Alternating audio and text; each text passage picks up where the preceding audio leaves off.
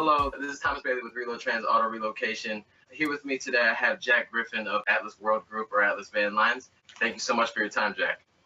Well, good morning, Thomas. Nice to be with you. I'm sure your role is very robust, but could you let us know a little bit about your role and responsibilities at Atlas? I'm the chairman and chief executive officer of Atlas World Group. Atlas World Group is based in Evansville, Indiana, and it's the parent company of a number of different subsidiary companies. The most famous one is Atlas Van Lines, the large interstate moving carrier in the US and Canada. We have an international company that moves people all around the world. We have an RMC, a relocation company, Cornerstone in New Jersey. We're an agent co-op dating back about 70 years. So I was actually able to join you guys down there in Marco Island. I'm in Michigan here, so I was very happy to get away from the cold weather. Now we're both back in kind of snow, dreary weather. If you could do another conference in the next couple of days or so, that would be great. Sure. It's there's a lot of worse places than Marco Island, Florida. We had fantastic weather at the JW Marriott down there, and 600 of our family members. Happy you could join us, Thomas. Hopefully you enjoyed yourself.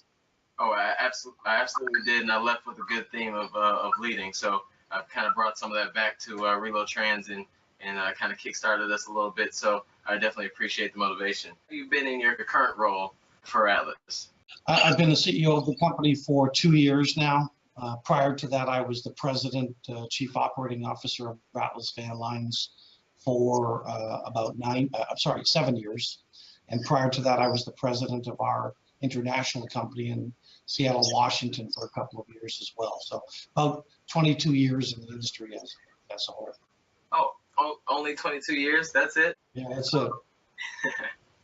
In 22 years, I'm sure you've seen a lot of shifts and generational changes and things like that. And lately, there's been a lot of talk about the millennials and Generation Z kind of entering and already in the workforce and how to work with them and all that stuff. We hear that a lot about the conference.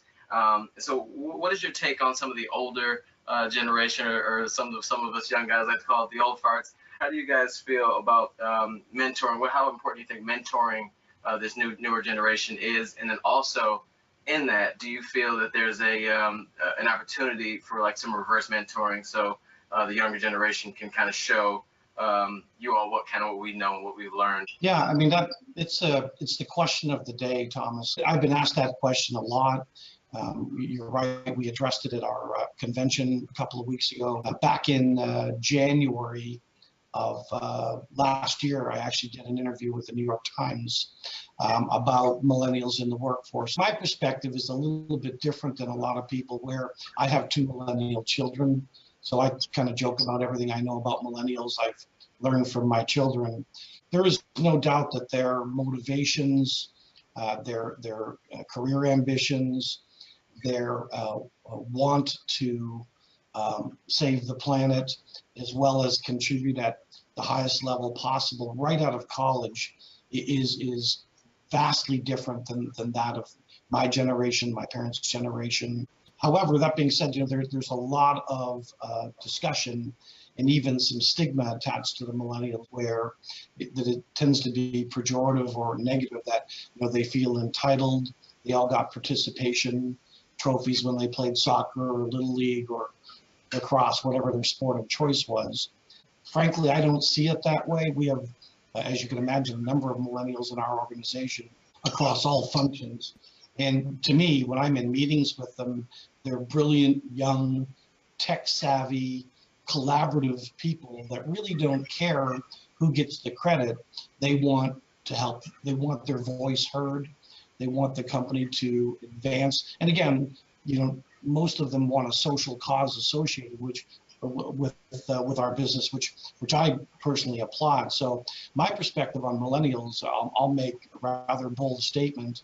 I've said this in front of audiences before. I actually think the world's going to be a better place with millennials running it than what we have going on right now. Obviously, they were born with technology. The collaborative nature that I mentioned before is you don't see the political silos that you typically see with baby boomers or or generations before that.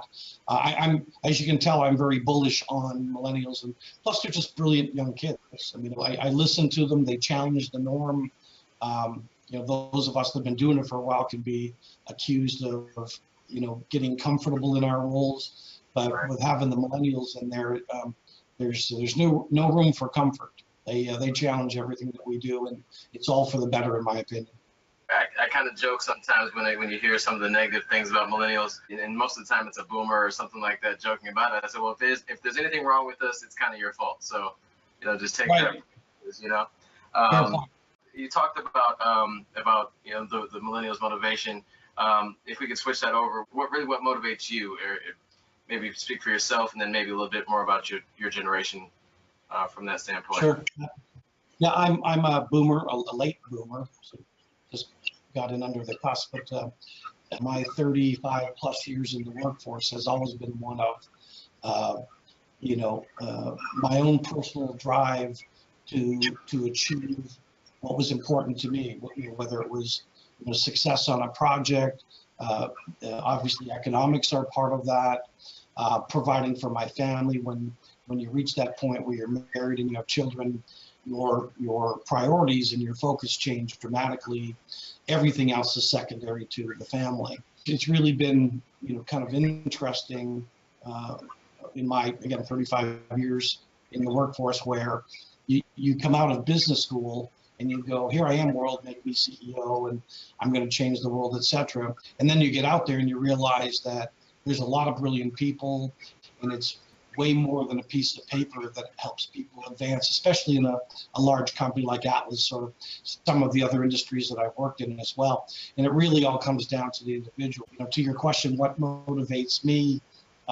Really, there's probably a number of things, and I don't know that one surpasses the other in terms of priority, but I've always wanted to contribute at a high level. So you could say, okay, well, you end up in the C-suite, that's at a high level, but we have people in our organization that contribute. I can't imagine our company without them, whether they be in finance or in operations or in our organizational development or operations, etc. And they're contributing at a high level. They might not even have people reporting to them. It used to be, certainly in my father's generation, the bigger your staff, the bigger your organization, the more important you are. And that's just not true in the new millennium anymore. Certainly money, economics is a factor. We all want to live a comfortable life. So that has to be commensurate. But, the challenge probably surpasses that for me is if I contribute X to a company and I'm appreciated, I just believe that I'd be compensated fairly along the way. And I've been very blessed in my work career, having worked in 3 or 4 different industries. I wasn't born and raised in the moving, storage, and logistics business. Everything for me personally goes back to the way I was raised, being family oriented, and helping others achieve success along the way, because it's not just about your pocketbook or the car you drive or the house you live in. You're going to have a dramatic impact on hundreds of people if you reach management and executive levels, again, regardless of industry. And I like to think that I've helped develop people and help them maximize their careers along the way as well. I hope so. I'm sure you have. I've met a lot of the people that work with Atlas, and I'm sure that you've touched all their lives and careers in a great way, and you have a great organization over there for sure. You kind of spoke a little bit about, obviously you're successful, so that's good. But in order to get to that point, everybody has to go through this crazy thing called like negativity, people, and issues. What is your take, or how do you handle negativity or negative people or just situations in general? A lot of it goes back to really the first job I had at school, Thomas. When I came out of business school, I'll leave the year out of it. I'm a sales guy, and even with our board of directors and the owners of our company and my employees, even though I get to sit in the corner office, and the running joke here at Atlas is that I'm a recovering sales guy. It's all about relationships. It's all about engendering trust. It's all about, building partnerships. A lot of our customers, vendors, our employees, we throw the term partnership around, and some people walk the talk and other people don't. They just use it as in kind of a flippant way that, oh yeah, we're partners. Well, you're really not, unless certain things are achieved. Your ability to contribute is really tied to your ability to relate. I mean, as a recovering sales guy, my motto was always people buy from people that they like. It's really that simple. It assumes that your price is competitive, that your service is good. That in 2018, those things are all given. It's how you differentiate yourself, and everybody knows, especially in the moving business, things will happen. Stuff will go wrong. Our customers know that, and if you respond, if they feel that you're responding when something goes off the rails, in an efficient and a customer-sensitive manner, when that contract renews or the RFP takes place, they're going to remember that versus, well, it was out of our control. Somebody else made a mistake. You find blame. You blame someone else. We're on the car shipping side of things, so obviously things happen with vehicles, and we've found that even the craziest situations, if you handle it right or well, the customers appreciate it, the client appreciates it, and even through an issue, you can develop more business out of that situation. But you'll always run into negativity. I mean, people within the company that, they're not comfortable with change. They don't want to see you or your group succeed for whatever reasons. That's new. That'll never work. And the common denominator being that sales mentality. I mean, you're in sales. You're going to get rejection. I mean, it's going to happen. And I think I always try and look at the glass being half full. For every couple of rejections you get, you're going to develop a relationship that's long-term, that's going to be mutually beneficial. You look at our country right now, we're a fairly divided nation. There's a lot of negativity, and that it could drag you down if you let it. My organization, a couple of years ago, we decided to take a leadership position. It's far and away the best thing we've ever done. You heard a lot about it in Marco Island a few weeks ago. We can only control what we can control. And that's what we're trying to do, in the little space in which we play in the moving and storage and logistics business. And you mentioned change. Some people resist change, don't like change for whatever reason. It makes them uncomfortable and all that stuff. Do you feel, tying back to the first question we kind of jumped into, do you feel that having more millennials and younger generation, within your organization, do you feel change is becoming easier? I do. I think that millennials, and I don't have any empirical data to back this up, but they're a very resilient bunch. Whereas a lot of people would get that rejection, or they'd have failure on a project, and they go, oh, woe is me, my boss is going to be mad at me, or I better look for another job, or this isn't what I'm come out for. Millennials are just incredibly resilient.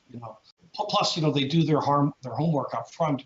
I think their success ratio, and again, I don't have stats to back it up, it's more my gut feel, that they're just incredibly persistent and make high quality decisions.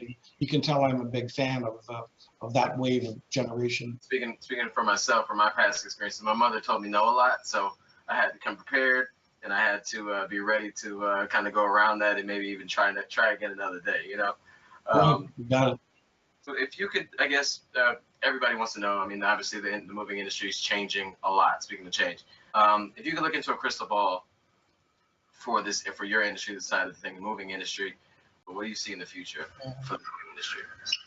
Yeah, I wish I had a crystal ball, but based on we've developed a strategic plan here at Atlas World Group, and we're looking at every business. Should we enter some new market segments as well?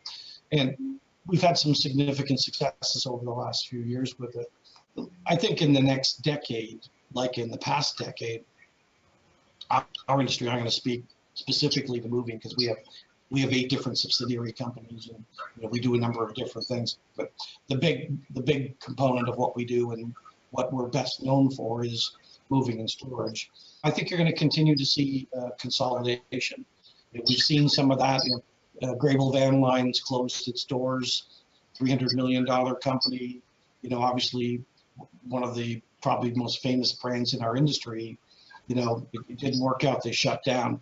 Small agents are being gobbled up by mid-size and larger agents as well. I think the consolidation continues for, I think the factors that are obvious. There's, some economic, the ability to make a living in the business, regulatory things, required requisites, investment in systems and things that, the margins just don't yield in the moving and storage business. This is, we're not a financial institution, we're not a software company or a Silicon Valley company that has, 50, 60, 70% EBITDA percentages. That's not the business in which we play. So it's high volume, you have to be efficient, you have to be smart, pay attention to every detail, and you can still make a very good living in this. But I think there's more consolidation coming. We keep hearing about the Uberization of our industry. There's been half a dozen players that have tried. Every one of them has failed. Not that one of them won't succeed, but I think if there's a technology play out there to disintermediate the van line and the agents, I think what will happen is we'll do that to ourselves, if that makes sense. If anybody's going to disintermediate us and the other large carriers, I think we're going to do that to ourselves as a proactive measure and as a strategic direction for the company. But I think there's more consolidation coming. I think there's more right sizing. There'll be more JV/partnership. We're growing our global footprint as a company. You probably heard me say that on stage a couple of weeks ago in Florida. We're already global. We're gonna become more global, and we're gonna diversify our service offering as well. So it's part of our plan. If you could share, I'm sure you have 22 years in this industry. You have a ton of stories, obviously. But could you share with us maybe a funny / kind of crazy one that you have that wouldn't be a little too much? Probably most of those stories I can't repeat. I would think so. Things go wrong in this industry, believe it or not. But I really can't think of one that probably wouldn't gross out your viewers, frankly. So. Okay. I don't want to lose my viewers this early in the process. Right. I'll hold back on that one. And maybe to close out here, you have 22 years in this industry. You've set yourself up very, very nicely, obviously, and it looks like you're doing the same. You've done the same for Atlas all these years, and they were very excited when that transformation, happened a couple years ago. Could you give us one of your personal keys to success, if you haven't kind of already said that a little bit? I'd be happy to. I don't know that there is one right, path to success, Thomas. I continually try and benchmark and learn, from great leaders. For me, it's always been honesty and integrity. I have, a number of, quotes littered around my office here that remind me that, there's always temptations when you get into senior leadership roles where there's an opportunity to cut a corner or, do something that enhances profitability or, expedites, time to market on something, but it may not be ethically or meet your level, personal level of integrity. My father taught me when I was young that, if you don't have integrity, you don't have anything. So I'd rather be able to sleep at night knowing that. I think that's served me well, that level of honesty. The downside to it is, you get into discussions where you are, they're frank, and you're going to disagree with some of your learned colleagues along the way. And certainly I don't have a monopoly on being right, but, speaking your mind, telling people how you feel honestly, long term, I think pays off. It certainly has for me. Back to the persistence, coming from a sales background, never giving up. You meet failure, a project doesn't go your way, staying on the track and knowing that, you've got your true north, it does pay off. And I'm a big believer in karma, not to sound metaphysical or anything like that, but I think, if you don't treat people well on your way up the ladder, you're going to regret it at some other stage. And it's just like, you could tell a customer something that's not true, and then sooner or later that will become public. Then your level of credibility is destroyed. It's not who we are as a company. It's not who I am as CEO of the company. It's not who I am as an individual. So, the things like, high integrity, honesty, strong work ethic, little luck helps every now and then. There's timing is everything, and just really respecting your colleagues, the people that work for you, and I've been blessed to have a number of leaders in my past, because I'm not born and raised in this industry, that have, it's just quite frankly been an honor to work for them. Never really had a mentor per se, which you had in your opening comments, but I had people that I learned from that were different in style, that I just look in the mirror and say, I need to be more like that in this area. So you end up being a general manager. I'm not a CPA, but I have an affinity for the financials of the company. So we all have our specialties, and some of us are asked to be general managers. And I've learned so much, and I've got quite a few more years to give as well. So I'm looking forward to, when I leave Atlas, I want to be able to look back and say it's a better company than when I inherited. That would be probably my greatest legacy. Well, I definitely think that you're on the way to doing that. And I just want to say, thank you so much for your time. This is definitely, for what you said, is learning from somebody in the industry, and we've really appreciate this, all of your nuggets of information. I'm sure that I'm going to probably watch this 15 times to make sure I got everything, because I one day want to look back and be kind of sitting, maybe not at that desk per se, but in a position where I can affect change as you are doing in the industry now. Everything I see, Thomas, it looks like you're well on your way. So I'm trying to figure it out, but I really appreciate your time, sir. Thank you so much, and I look forward to seeing you again.